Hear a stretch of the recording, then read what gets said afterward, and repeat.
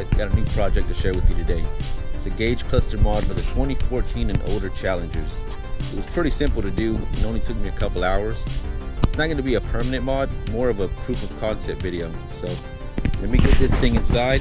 Don't forget to subscribe and let's go check it out.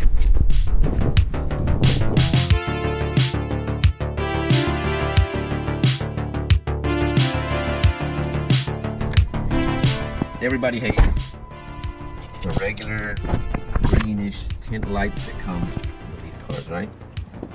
So I modded it. Put an RGB board in there. Any color, control brightness, functions with voice or sound, flash different colors, go along with your music. Where is it at? Yeah, where it gradually just goes in and out, different colors. And this is not mine, this cluster. I got it out of a junk car.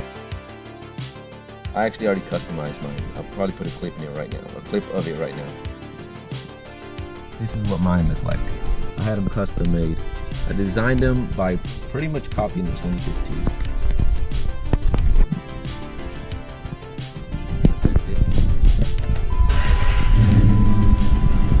Needle's not even working. Yeah, this is from an old Charger, like a 2010, I don't know.